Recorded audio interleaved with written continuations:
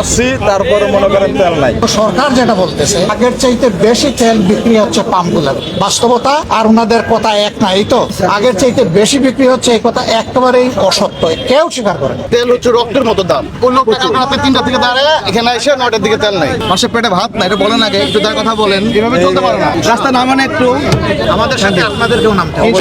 কি অবস্থা আপনাদের একটু বলেন তো। কি আমাদের তো অবস্থায় যে তেল আসেনি, তেল আসে না, আমাদের প্রয়োজন 3 গাড়ি, 1 গাড়ি। কিন্তু সরকার তো এটা বলে না। আরেকটা কথা বলা হচ্ছে যে আগের থেকে এখন তেল বেশি বিক্রি হচ্ছে আপনাদের।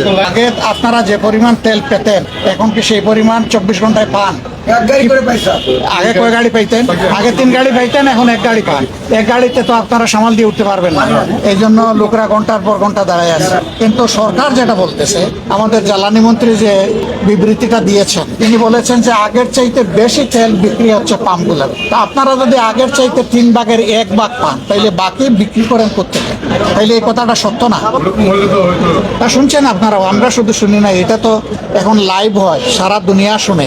বাস্তবতা আর ওনাদের কথা এক না। এই তো একটু কায়দা করে তেল মাঝে মাঝে বিক্রি করেন, আপনারা করেন না, এবং সেটা একদম ফ্রন্ট ডোরে, ব্যাক ডোরে কিছু নাই।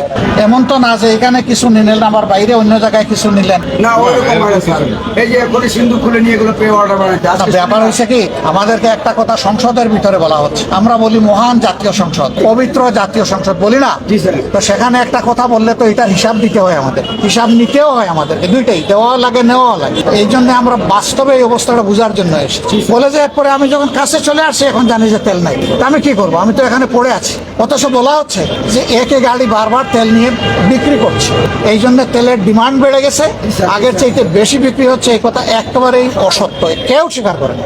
সবাই বলছে সারাদিনে একবারই পাইনি। তো আমরা তো কর্মজীবী, আমাদের এখানে 10 ঘন্টা দাঁড়া থেকে আমাদের কাজ সব বন্ধ হয়ে গেছে। তেল নিয়ে এখন তেল হচ্ছে রক্তের মতো দাম। গভর্নমেন্ট যেটা বলতেছে কোনো তো বিল নাই, ওই যে হলো তেলের মজুদ নাকি কোন লোক রাতে 3টা থেকে দাঁড়ায় এখানে এসে 9টার দিকে তেল নাই। স্যার কালকে রাত 9টায় দাঁড়াইছি, এই পর্যন্ত আসছি, তারপরে মনে করেন তেল নাই। তেল আস্তে আস্তে 6টা বাজবে। আমরা কি করতে পারি আপনাদের?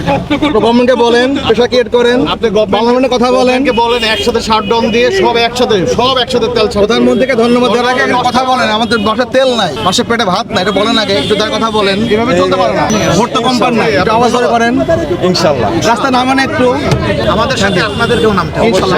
সবাই মিলে নামবো, সবাই মিলে রোধ করবো ইনশাআল্লাহ।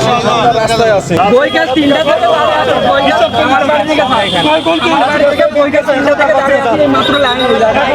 আর বইকাল 3টা আছে এখানে, তাহলে বুঝেন তেলের কি অবস্থা। আমরা 3 দিন লাগে আমি যে লাইনে দাঁড়াই